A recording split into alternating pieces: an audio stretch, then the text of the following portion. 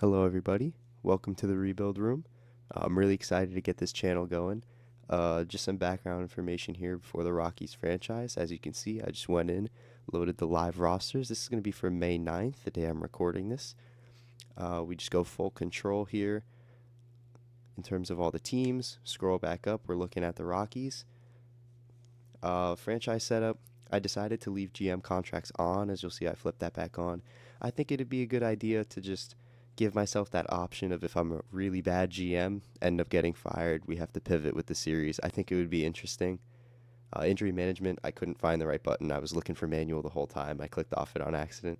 But the rest of these settings here, you'll see that I'm going to leave the renewable contracts on automatic. And that's simply because it's a pain in the butt to go through and do them all manually. If you've ever played MLB the Show franchise, you'll know what I mean. Um, but if the automatic setting works, then that'll be a nice thing to let the game automate. If not, then I'll just go through and do it myself. It's not a big deal. But situation importance, I have it on high with the earliest inning I'll go into as the eighth. Player moments will start in the seventh inning and later. And that's just the default setup. All right, now that we're back in the menu, just one more quick note about the settings. So if we head here up into the settings and we go to sliders, I have to import them, but in the file management spot, I'm going to load a set of sliders. These are copied from Octagonal Gaming's YouTube channel.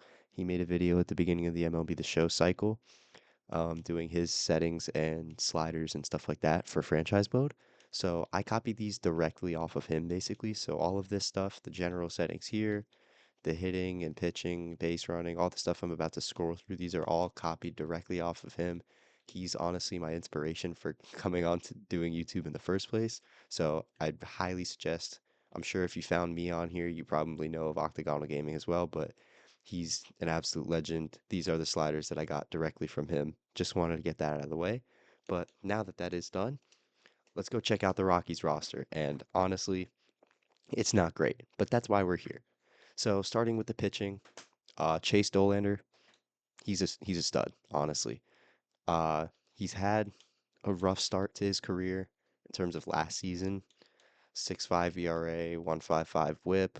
WAR was negative, but he's a rookie in the MLB, pitching in Coors Field most games. It's never going to be pretty, but he's still 24 years old and he's got a lot of potential. He's been doing really, really well in real life so far as kind of a hybrid opener slash long relief bullpen arm, and he's been doing a great job of it. So that's been fun to watch, and hopefully he can be our ace for the future. The rest of the pitching staff is either older players or just guys that aren't quite that good. Sugano, Freeland have both been really good to start the year as well, but in MLB The Show, they're both over 32. They're both under a 76 over 77 overall. So I don't know how valuable they're going to be for us necessarily, but they have been good in real life, and you know, got to point that out when it's there. Michael Lorenzen's another older guy. Quintana's another older guy. Feltner is not as old, but he's only a 67 overall, so who knows what he'll be for us. So the pitching staff, it's rough. It's what you would expect out of the 2026 Colorado Rockies, right? In terms of the rest of the system, Carson Palmquist is a decent guy, 25, see potential, doesn't look bad. Same thing, Blake Adams, Gabriel Hughes, McCade Brown. That's kind of a trend. They have a lot of mid-tier prospects, but they don't really have a great pitching prospect. Like Brody Brecht, I wouldn't call a great pitching prospect in the game. All of this that I'm saying now is for the game. I don't know much about prospects in real life, I'm going to be completely honest. But for the game, 61 overall C potential at 23 isn't great. Same thing here with Connor Eaton. It's not great. Mahoney, Prosecki, these guys, it's not great, honestly. Bullpen, Jimmy Herget, Brendan Bernardino. Juan Mejia is interesting. He is only 25, 70 overall. Only that three pitch mix, and two of them are fastballs, which is kind of unfortunate, but he's already really, really good against right handers. 86 hits per nine, 87 walks per nine. So those are really, really good numbers. The things that I like to look out for specifically in the bullpen are control and clutch, and those are two of his worst ratings. So I don't know how well he'll sim, but again, we'll just have to wait and see for that. Keegan Thompson, interestingly, has B potential. He kind of looks a little bit similar to Juan Mejia. As you can see when I scroll back between the two, the main difference is the clutch. that Mejia doesn't have that Keegan Thompson does. And of course, that beat potential as well is always nice, but he's already 31, so who knows if he'll be able to get to that. Jaden Hill, Valente Beozo, another couple set of relievers that are still pretty young. Overalls are low at 63 and 65, but both 26 years old, see potential. It's not bad. Same thing with Pearson Ole. So it's not the worst thing in the world. Willington Herrera is only 21 years old. Granted, 59 overall is pretty low, but see potential. Relievers tend to have lower overalls than any other position anyway, so 59 isn't as bad as it sounds. So he could be interesting as well. Maybe Mason Albright becomes something. Sean Sullivan. Sean Sullivan actually used to be a starter. With that stamina, we might think about moving him back to a starter potentially. I feel like that would boost his overall a lot. Could do him some good. His attributes are pretty balanced. Pretty much everything is a 47 or a 48. So if we do end up switching his position, that might be something that works out. Something to keep an eye on for sure. Into the closer spot, right now it's Victor Vodnik. Again, 26 years old, so he's pretty young for a reliever. Only a 67 overall isn't amazing, but again, see potential's not bad. He's got a lot of room to grow. He throws absolute gas, which is nice. Pretty balanced attributes for the most part. Clutch is a little low for a closer, but he's a 67 overall. How much can we really expect? Another somewhat younger guy in Seth Halverson, who also throws gas. His attributes don't look as good. He is starting out in AAA. Catcher, this is one of the very few positions that we are set at. Hunter Goodman's 26. He's an 84 with beat potential. He mashes. He crushes the baseball. And honestly, his attributes feel kind of low almost to me. I mean, if we look at his stats from last year, he hit 278, 323 on base, 520 slug with 30 home runs and 91 RBIs. I mean, having only, what is it here? 74 power versus righties. I don't have the exact numbers on how many home runs he hit against righties versus lefties and whatnot, but I don't know. And 280 average almost feels better than 60 whatever his contact is, 66 and 67. So feels a little bit underrated to me, but he's a great player. Not the best defender in the world, but he hits so well that his WAR is going to be positive. He doesn't walk a lot, which I don't love, but and the strikeouts are not amazing, but isolated power of 243 is pretty damn good. That's pretty awesome. So if you're going to be a catcher and you're not going to be an amazing defender, you better be able to hit, and he's able to hit. That's not a concern. He can also play first or the corner outfields, which depending on who we can get in the draft, free agency, or trades, that might be an option for me because I do like to have a good defensive catcher. So maybe he thinks about a position switch, or we think about just DHing him full time, but nothing we're going to think about right now because he's the only guy on our team that I trust to catch. So he's going to be doing that every day. In terms of depth at the position, Brett Sullivan's going to be our backup on the major league team. He's just a guy. He's a guy. Braxton Fulford's only 27. Maybe he develops a little bit more. He's really fast for a catcher, which is interesting. I don't know, something new. Kyle McCann, again, he's just kind of a guy in the organization. His directional fielding is actually a lot better than his catching stats, so that makes me think he'd be a lot better at first base than he is at catcher, but who knows? Cole Messina's young. He's only 22. See potential at a 59 overall. His catching stats don't look too bad. Hits lefties okay. Every one of the hitting stats is pretty much around the 40 mark, which isn't great, but he's 22. We can build that up over time. First base, it's going to be TJ Rumfield. Hits righties okay. Plays solid enough defense. Again, he's just a guy. See potential though at 25 years old is not bad at all. So maybe if that's a higher C potential, like 78, 79, he could be a solid rotational player for us. Maybe a platoon guy down the line, something like that. Troy Johnston, pretty similar, but he's got a couple of years more on Rumfield, 28 versus 25, which instantly makes him a little bit less desirable, for being honest. But he's still a good player to have just some depth. It's not really a change of pace player because they kind of have the same attributes. I'm going to click through them a couple times. it looks like I'm looking at the same player. I'm going to be honest. I mean, Johnston's got a higher clutch rating that stands out to me, but otherwise, they look like the same guy. But, you know, this isn't supposed to be a great team or anything. So, down the board here, this is one of the big prospects for us. Charlie Condon out of Georgia. He's 22 years old, 6'6", 216 pounds, which is just unbelievable size for a player. He's the second prospect in our organization, 90th in the top 100 of the MLB.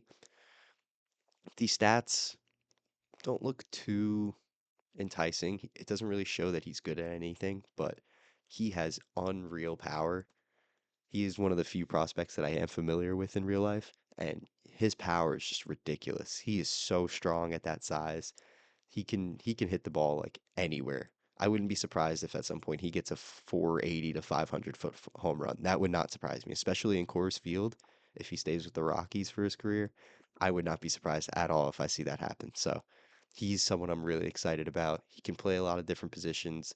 I wouldn't play him in center. I don't know why he has that as a secondary position, but up in the top right, you can see he's got left field, right field, third base, and first base as his primary. So he's got some versatility. I could see him playing in the corner outfield or at first or at third. So maybe we explore some of those possibilities. Again, that just depends on who we add throughout the franchise. Second base, Edward Julian is the starting second baseman. He's the only guy we're going to have on the roster at the start of this franchise. He's not great. He's kind of just a stopgap guy. Had a promising rookie year in Minnesota, but it hasn't really looked the same since then. And it was a great rookie year in Minnesota. Granted, 109 games is actually not the worst sample size in the world, but last 2 years now, OPS under 650, not really much going on with him. WAR at point 0.1 and 0. So he walks a lot, which I do like, but there's a lot of other issues with him that even though he is only 26, which isn't the oldest guy ever, it's kind of shaky on whether he can be a consistent player for us. A guy I am really excited about, though, is Adael Amador. He wasn't a drafted player. He was signed out of the DR. He's 22. See potential at a 60 overall, a switch hitter, which is always fun. Okay defender for his age. The vision's nice. Discipline isn't too bad. Contact right is pretty solid. Against lefties, it's not great, and the power isn't really there. He's not very fast, but he could develop into a guy that hits righties pretty well, plays some good defense at second base, and honestly, that's not much to complain about. So I'm pretty excited about him. They also got Rock Riggio in the Ryan McMahon trade at last year's trade deadline. Former guy from the Yankees. Some pretty solid pop at second base. He is only 5'9", which is kind of interesting for having that much power. He's 23. He's a solid defender. He's got some decent speed to him. And again, the power is kind of the big thing with him offensively. But the contact kind of worries me. It's pretty low. And same thing with the discipline. So we'll see if he can be anything. He's going to be starting at Double A for us. And then Blake Wright and Roynier Hernandez, who's only 21, could be something. He's got some speed. Doesn't look like a bad defender. It's just he needs to get some power in that bat. Third base is going to be Willie Castro to start out the year. Switch hitter, Diamond Dynasty legend in this game. Every single year, Willie Castro just has an insane Diamond Dynasty card. But unfortunately, franchise mode, it doesn't look as promising as Diamond Dynasty. He still looks like a solid player, though. Got a bunch of positional versatility. He can play pretty much anywhere on the diamond. Good arm, decent speed, solid enough reaction time. Contact isn't awful. It's not great, but it's not horrible. The discipline's pretty solid as well. The power is okay. He hits lefties a little bit better than righties, but he's not bad at either one. So he'll just be like a solid player for you. Throughout his career, he's just been hovering around the 680 to 750 OPS the last couple years at least, playing some solid defense at a bunch of different positions. Had WAR over 2.4 2 years in a row there. So he's had a pretty solid stretch, and he's still a really good utility guy to have at the very least. So it's a pretty solid signing that they made in the offseason. Kyle Karos is another interesting guy. He's a righty with reverse splits, so he hits righties better than he hits lefties. That 58 contact is the best hitting attribute that he has. The discipline's not terrible. The defense looks solid. It's just about can he start to hit the lefties just match that to his right-handed hitting, and he could be a solid player as well. He's only 23 with that C potential, so not bad at all. Shortstop is another guy I'm pretty excited about, Ezekiel Tovar. B potential at only 24 years old, so that's always something to be happy about. The fielding is great. I love the glove, 90 fielding ability. Reaction time to the left is a big thing for me for a shortstop because those weak ground balls up the middle, if you get a good jump to it towards your left, then you'll be able to cut those off, and he can do that. He's got a pretty solid arm as well. The contact skills are not bad. I would like one of either the vision or the discipline to be higher. The discipline at 34 specifically, that's got to go up. We need him to be taking walks, especially if he doesn't develop some power. Because the power right now is just meh, 52, 56 versus righties and lefties. It's not great. You'd want that to be higher, or you'd want him to walk more to make up for it. But right now, he's not doing either. But still a really young guy, B potential. I still think he can really make that work. Ryan Ritter's also only 25. He's got some speed, solid glove to be the backup shortstop. It'll do. And then this is probably the biggest prospect that we have. Not literally, though, he is also huge. 6'4", 210. Ethan Holiday, 19 years old, number one prospect in our organization. That's number 32 in the top 100 overall. He's got B potential. He can play short and third, decent speed, solid enough glove with a solid enough arm. And these attributes are kind of weird because at that size, he hits nukes. 42, 46 power, I feel like doesn't do it justice how strong this guy is. And it makes me kind of worry that he's my age and he's hitting tanks, and I'm playing with him on a video game, hitting tanks with him. But I digress. Ethan Holiday's a beast. Obviously, you know his brothers or his dad or both. You probably know both. But yeah, baseball, being good at baseball just runs in this guy's family, and he's not stopping that anytime soon. He is a monster. Left field, a couple of intriguing guys. Got Jordan Beck, 24 B potential, decent enough contact, decent enough power. Hits lefties definitely better than righties, but he's not a liability at either one. The clutch is pretty low, and the vision I'd like to see get up. The discipline is fine. I'd like, again, you'd like it higher in a perfect world, but it'll do. The speed is pretty good. The defense is not terrible. And the arm is pretty good to go with that. And again, 24 B potential. Those things that I said can get improved. He's got time to improve it, so I'm not too worried about him. And then the other intriguing guy here to me is Jake McCarthy. He is 28, so a little bit on the older side, but 70 overall with C potential means he's probably got some room to grow. He's still one of the fastest players in baseball. Good bunter and a situational kind of player, which is always nice to have. Really good defender out in left field, granted with a weak arm, but the vision is good, so he doesn't strike out a lot. Again, and with his speed, if he's just putting the ball in play, that's all you want. He's not going to hit home runs. He's not going to be gunning guys out from left field, but he'll play solid defense. He can really run, and he'll put the ball in play, which sometimes that's all you need to do is just put the ball in play, and he does that pretty well. So that'll be nice to have. Center field is probably the most interesting player on this team. 27-year-old Brenton Doyle. He's an 83 with beat potential, and he's a two-time Gold Glover. I believe it was what, 23 and 24 back to back. Yeah. So that's the first thing that pops up when I pull up the stat profile. 99 arm strength with 91 accuracy. He has a cannon with 92 speed. He can patrol center field better than most guys in the MLB. And then the fielding ability in 92. He's just a ridiculous glove. But all that is great. But if you can't hit, it's just, do I want you on my team in the playoffs if you're a liability in the order?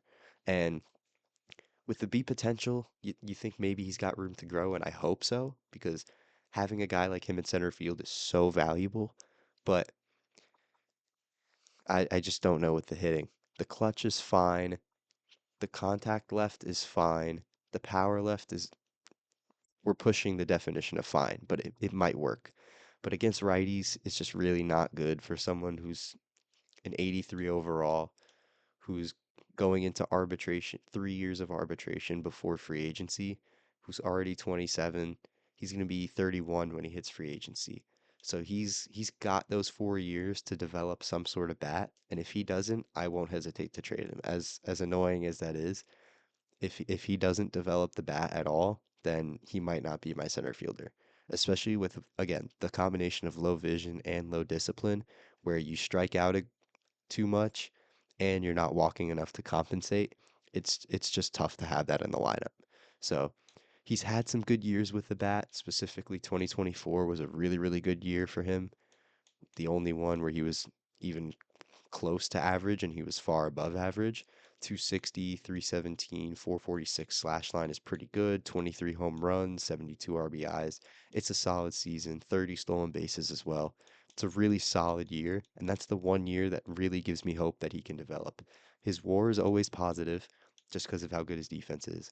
But if you look at the walk rate, I don't it's not a coincidence that the one year he really spiked his walk rate up is the year that every other one of his hitting stats went up.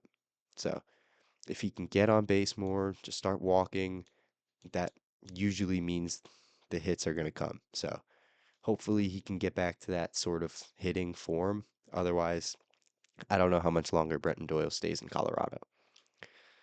In terms of the rest of the center fielders, Tyler Freeman is just kind of weird. Vision and clutch are really good. The contact is not great, though. The defense is awful except for his arm, which is great. And then he's relatively fast. It's a weird, I don't know. He might be a DH, except he doesn't really hit well enough for that to be worth it. And he can play second and right field. I think right field makes more sense for him, but even still, I just don't know where Tyler Freeman plays on the team. I don't know. Cole Carrick's another interesting guy, only 23 years old. He can play everywhere on the diamond except second and third base. So that's interesting. He has pretty solid catching stats actually, which is pretty cool. His reaction times are all at 68. I wonder if that's just because they didn't watch any of Cole Carrick play, so they just kind of guessed. But whatever the case, hits lefties okay for a 23-year-old, 52 contact and 47 power versus lefties. It's not so great against righties. Maybe you think he should stop switch hitting and just hit from the right hand batter's box full time. Um, Vision and discipline are, again, okay for someone his age. Just hope he develops over time. But an interesting guy, a switch hitter that can play every position, including catcher, is just a cool guy to have in the minors. Then in right field, Mickey Moniak, he's been mashing in real life to start the season. Again, that's mostly against right-handed pitching. He really struggles with left-handed pitching. The defense is okay at best. Speed is solid. Vision is like okay, but the discipline isn't great. So again, he's not going to strike out too much, but he will strike out a good bit, and he doesn't really walk to compensate. But overall, solid player. Had a really, really good year last year. 518 slugging, 824 OPS in a full season of play, 135 games, 24 homers, 68 RBIs. But again, look at that strikeouts and walks. 22 walks to 110 strikeouts is just ridiculous numbers. WAR was only at .5 because again, the defense isn't great. 4.8 walk percentage is just brutal. Honestly, it's brutal. But again, he has his value. Almost 250 isolated power is just a crazy number for him. So if he can keep up that sort of power production, then the low walk rate will definitely be worth it. But again, that's a big if. And then Zach Veen, former top prospect, hasn't really figured that out. He's still fifth in our organization, still only 23, 24. Sorry, I can't read. But he's still got some time. Hits righties, solid for someone who's 24. Decent enough speed. The fielding, decent enough. The arm isn't bad. So there's no real redeemable quality, but there's also nothing that makes him a complete liability. So he's just kind of a guy. And then Benny Montgomery, another former top prospect that hasn't fully figured it out yet. 10th prospect in our system. Really good speed, solid defender, out and right. Hits lefties a little bit better than he hits righties. Again, that's normal for a right-handed bat. Vision and discipline are honestly for a 23-year-old, you could probably do better. He does have that really interesting frame at 6'5", 200 with his speed. He's just a natural athlete, so that's always interesting. And the last guy that really piqued my interest is Robert Calaz. I don't know if it's Robert or Robert. I'm gonna go with Robert Calaz. Sounds cooler. He's only 20 years old, out of the DR, 6'2", 200, so a big guy out in right field. Seventh prospect in our organization. Decent enough speed, decent enough arm. The fielding ability's good. The reaction time's a little bit worrying. The vision is pretty high for his age, which I like. The clutch is also high, which I like. Discipline, also pretty high for his age. So he's got those three really big things to me. The power is a little bit underwhelming for someone his size, to be honest, but it should do the job if he develops over time, which I would expect. So he's another guy to look out for. So that's basically the rundown on the roster. It's honestly not great, but that's what the point of this is. The point is that it's not a great roster, and we kind of bring it to where we need it to be. So I'm not going to make any changes in terms of free agents and stuff before opening day. Opening day is going to be next episode. So that'll be it for now, but we'll see you next time on the Rebuild Room.